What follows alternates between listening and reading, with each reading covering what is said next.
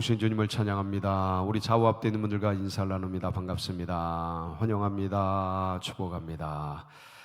잘 오셨습니다. 오늘도 주님의 크신 은혜와 사랑으로 우리들 가운데 함께 하실 줄 믿습니다. 우리 그런 기대를 가지고 사도행전 21장 말씀 함께 나누도록 하겠습니다.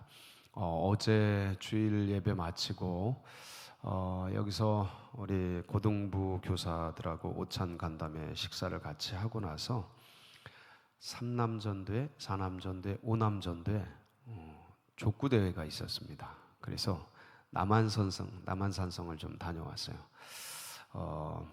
오랜만에 또 이렇게 산 위에서 우리 남전도 회원들이 족구하는 모습을 보니까 가슴이 뛰더라고요. 너무 행복하고 즐겁고 거기서 또 맛있는 것도 먹고 그랬는데 참 열심히 하는 그 모습을 보고 격려금을 전달하고 돌아왔는데 참 너무 좋았습니다. 이렇게 남전도 회원들이 함께 뛰놀고 웃고 떠들고 하는 거 보니까 너무 벅차고 참 좋았습니다. 계속해서 남전도 회원들이 기둥같이 잘 서야 교회가 안정이 됩니다. 그래서 위에서 우리 서울제일교회 남전도회가 부흥하고 번성하고 서로 하나가 되고 서로 위하면서 이렇게 나아갈 수 있도록 기도 부탁을 드립니다. 오늘 사도행전 21장 여러 차례 같이 말씀을 나누는데 오늘은 하나님의 작전과 인간의 최선이라는 제목으로 함께 말씀을 나누게 됩니다. 여러분 이 두 문장을 한번 들어보시고요. 어떤 게 마음에 드나 한번 생각을 해보십시오. 어차피 죽을 건데 그것은 해서 뭐하나. 다시 한번 할까요? 어차피 죽을 건데 그건 해서 뭐하나. 많이 쓰는 용어 중에 들은 용어 중에 하나일 겁니다. 또 하나는 죽을 때 죽더라도 그것만은 해야지. 이게 아멘이죠. 이 두 번째가 다 마음에 드시나 보다. 죽을 때 죽더라도 그것만은 해야지. 이게 거의 이게 하나님이 인간에게 주신 운명이라는 게 있습니다. 전 운명론은 거부합니다. 어차피 죽을 건데 그건 해서 뭐하나. 이게 운명론이거든요. 근데 운명이 있습니다. 운명은 있는데 운명론은 거기에 빠져버리는 거예요. 그래서 이제 안 하는 건데 아무것도 안 하는 건데 운명은 어떤 게 운명이냐면 인간은 한 번 왔다 한번 육체적인 죽음을 맞이합니다. 요걸 뭐라 그래요? 운명이라고 합니다. 죽을 운명. 혹시 이것을 거부할 분 있습니까? 그러니까 아무도 없습니다. 아무도 없어요. 지금까지 아무도 없었고 오직 예수님 그분 외에는 다 왔다가 한번 죽음을 맞이하고 물론 이제 좀 누구는 또 아니 그 신약에 살아난 분들이 있지 않냐. 그러니까 이제 그런 특수한 거는 주님의 은혜고 인간은 왔다가 이제 한번 죽게 되죠. 그런 거를 이제 거부할 수는 없습니다. 이걸 운명이라고 해요. 혹시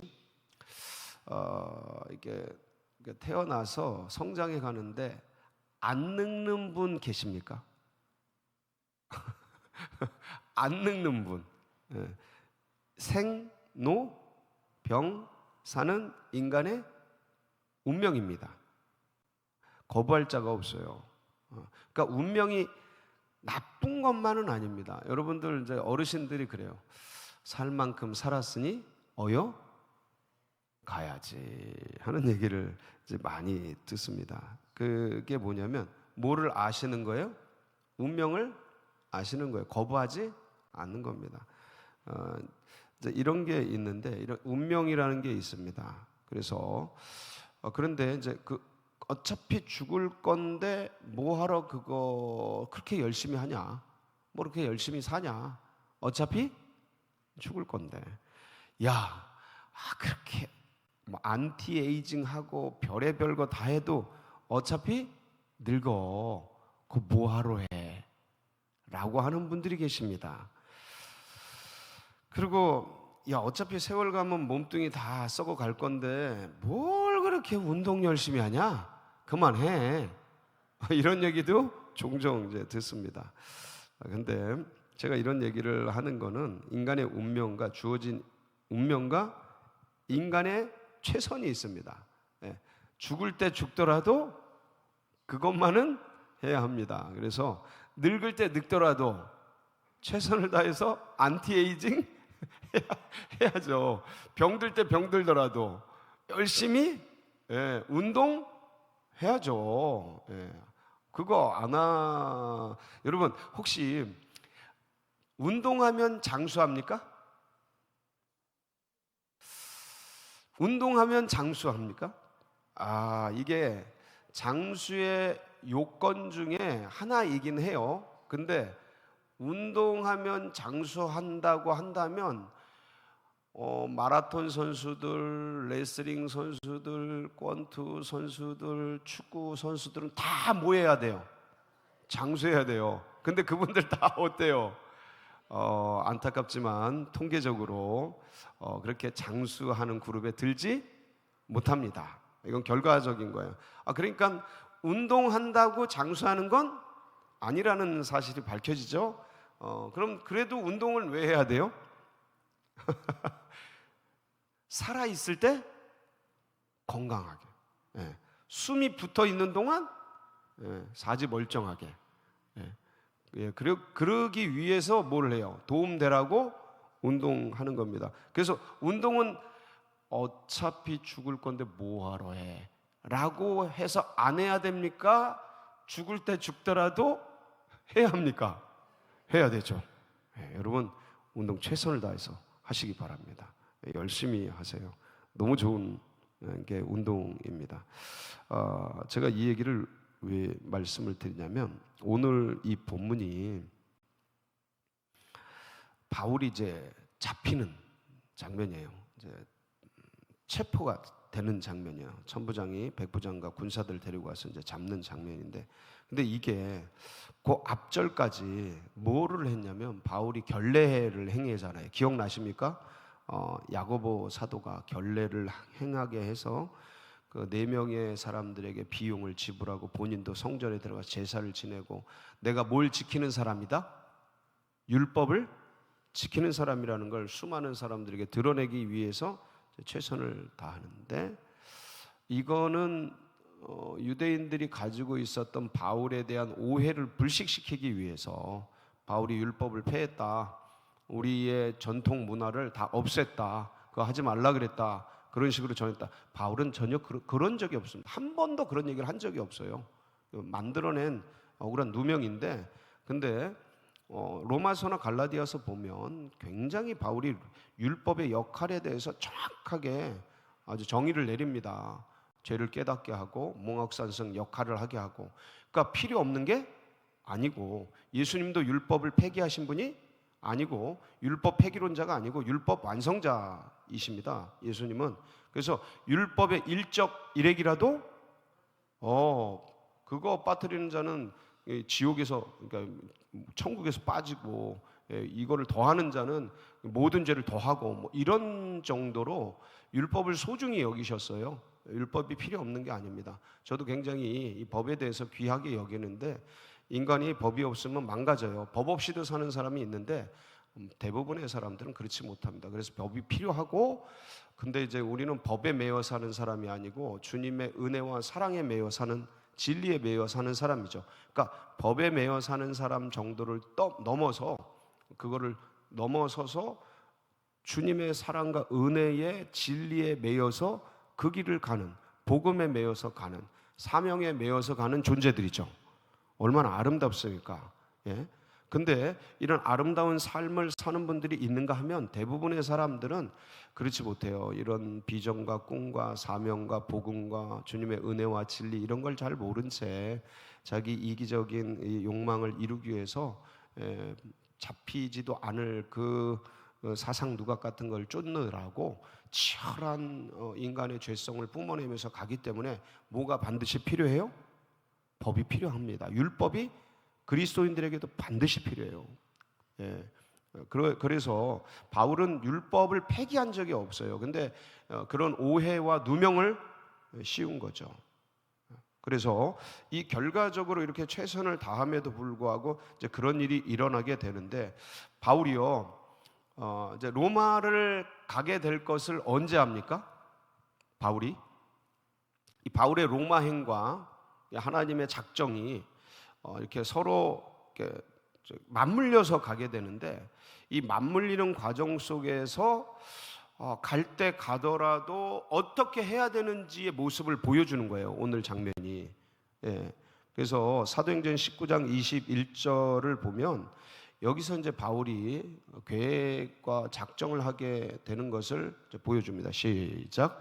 이 일이 있은 후에 바울이 마게도냐와 아가야를 거쳐 예루살렘에 가기로 작정하여 이르되, 내가 거기 갔다가 어딜 갔다가요? 예루살렘에 갔다가 후에 어디도 보아야 하리라. 로마도 보아야 하리라. 자, 저 때까지는 영어의 몸으로 갈지 어떨지 그걸 알았는지 몰랐는지는 제가 명확하게 파악할 수는 없습니다. 근데 분명한 건 어디도 가고자 한 거예요. 로마도 바울의 전도, 그러니까 이 선교 여행지에 포함되어 있었던 거예요. 근데 두 발로 자신 스스로 갈 수 있을지, 이 쇠사슬에 매여 영어의 몸으로 가는지에 대해서는 확실한 정보가 없습니다. 근데 분명한 건 바울이 로마도 보아야겠다라는 얘기를 해요. 그러면서 이제 각 성을 지납니다. 이제 돌아가는 거예요. 이제 예루살렘으로 돌아가는 길이에요.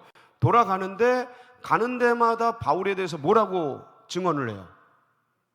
예루살렘에 올라가면 큰일이 난다. 성령의 감동을 받은 분들이 그런 얘기를 하는 거야. 큰일이 난다. 그러니까 가지 말아라. 근데 이제 바울이 그런 얘기를 쭉 듣고 바울의 고백이 이겁니다. 사도행전 20장 22절 23절. 이때 이제 성령이 각성해서 뭐라고 증언하는지 시작. 보라, 이제 나는 성령에 매여 예루살렘으로 가는데 거기서 무슨 일을 당할는지 알지 못하노라. 오직 성령이 각성해서 내게 증언하여 결박과 환난이 나를 기다린다 하시나. 저거죠? 결박과 뭐가 기다려요? 환난. 각성해서 이걸 계속 증언하는 거예요. 계속 증언.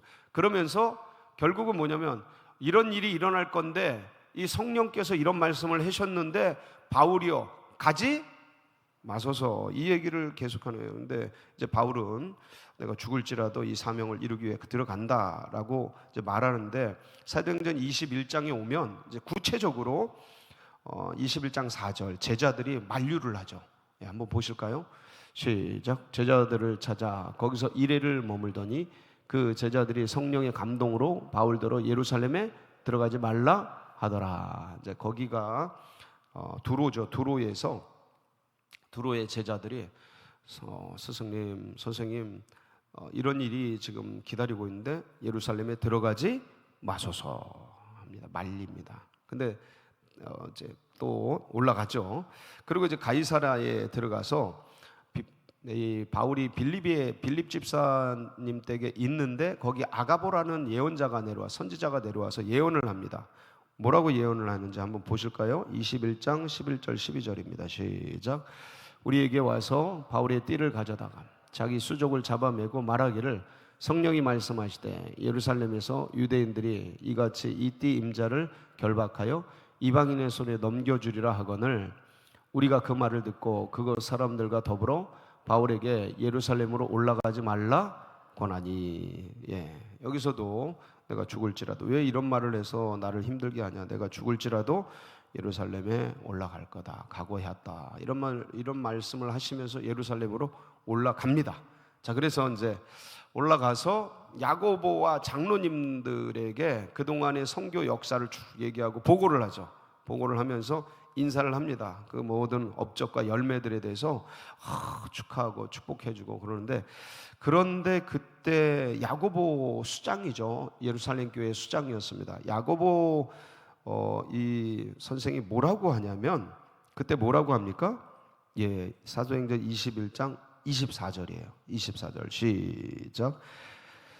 데리고 함께 결례를 행하고 그들을 위하여 비용을 내어 머리를 깎게 하라. 그러면 모든 사람이 그대에 대하여 들은 것이 사실이 아니고 그대도 율법을 지켜 행하는 줄로 알 것이라. 자, 예루살렘에 올라와서 야고보 선생마저 이렇게 얘기하니까 바울이 그 말을 듣습니까? 안 듣습니까? 듣게 돼요. 듣게 됩니다. 그러니까 어떤 수많은 사람들의 오해, 믿는 백성들 중에 유대교에 충실했던 사람들이 있거든요. 예수님을 믿은 사람 중에 그 율법에 대해서 아주 열심을 가진 사람. 그러니까 바울이 율법을 폐기했다는 얘기를 들으니까 진노하고 분노하고 막 그러고 있는 사람들이 굉장히 많았는데, 야고보 선생이 이거를 알고 바울 사도에게 이렇게 권면을 한 겁니다. 자네가 이렇게 들어가서 결례를 행하면, 비용을 대고 하면 아마 많은 사람들이 내가 오해였구나, 잘못 알고 있었구나 라고 이제 그 불식이 될 거니까 이렇게 하라. 그리고 바울도 그거에 대해서 순종을 합니다. 그래서 오늘 말씀 26절, 사도행전 21장 26절을 보면 바울이 진행을 하죠. 한번 보실까요? 시작. 바울이 이 사람들을 데리고 이튿날 그들과 함께 결례를 행하고 성전에 들어가서 각 사람을 위하여 제사 드릴 때까지의 결례 기간이 만기된 것을 신고하니라. 결례 기간이 며칠이라 그랬죠? 7일이라 그랬죠? 7일 끝내고 이제 8일째 되는 날 만기가 된 것을 신고하고 모든 결례 행사를 마치게 됩니다. 최선을 다하는 거죠. 끝까지 최선을 다한 거죠. 그러니까 자 보세요. 바울이 예루살렘에 올라가면 그런 일이 일어날 것을 알고 있습니까? 모릅니까? 알고 있어요. 자, 그래서 수많은 사람들이 만류를 해. 그동안 만류를 했어. 근데 그거를 계속해서 알고 있다. 나도 알고 있다. 울어서 내 마음을 상하게 하지 말아다오. 예루살렘에서 이런 일이 일어날 뿐만 아니라 결박과 환난뿐만 아니라 내 생명도 아끼지 않노라. 그러면서 이제 계속해서 올라갑니다. 올라가서 이제 올라왔어요.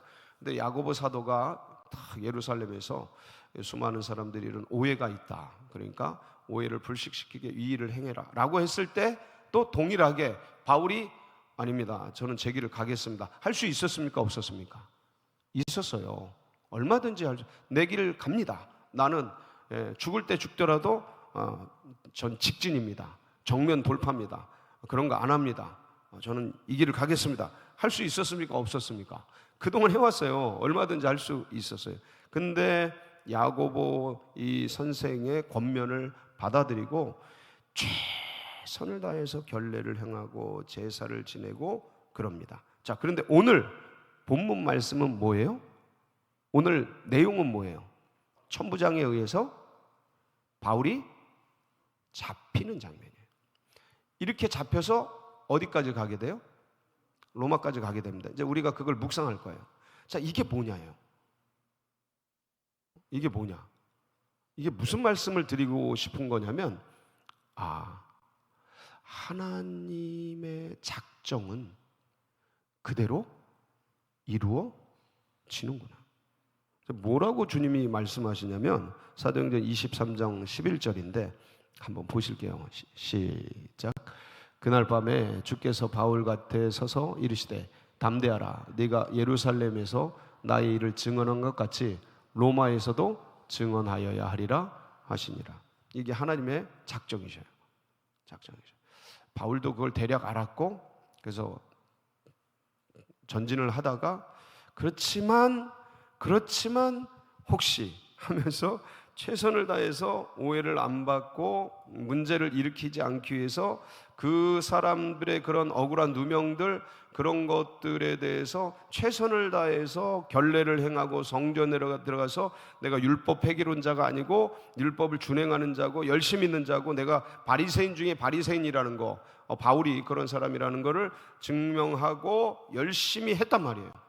그런데도 하나님의 작정은 그대로 이루어지는 것을 이제 보게 됩니다. 여기서 우리는 그러니까 하나님은 하나님의 일을 하셔요. 하나님의 역사를 행하십니다. 우리는 그 운명을 맞이하게 될 겁니다. 그런데도 우리는 우리의 일을 최선을 다해야 돼요. 아멘이시죠? 여러분 오늘 밤 우리가 천국에 갈 수도 있는 거예요. 그러나 오늘 어떤 일이 일어날지라도 주님이 주신 이 하루를 최선을 다해서 살아야 돼요. 이게 하나님을 모시고 사는 사람들의 삶이에요. 삶의 자세요. 내일 지구가 멸망해도 하나님의 주님의 재림이 임하더라도 오늘 사과나무를 심고 오늘 복음의 씨를 심고 오늘 최선의 삶을 심고 그리고 주님을 맞이하는 그러한 자세, 그게 믿음의 백성들이고 그게 우리들의 삶이 되시기를 주의 이름으로 축복합니다. 같이 기도하시겠습니다.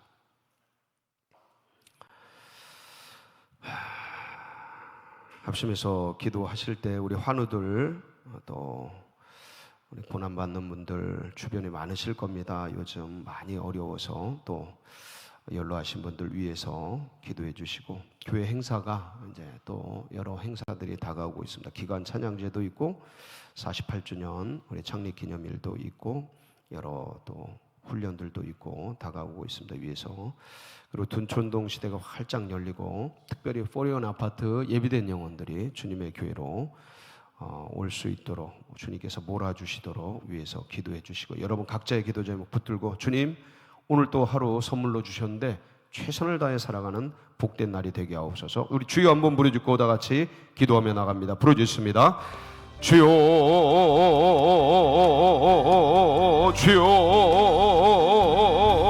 주여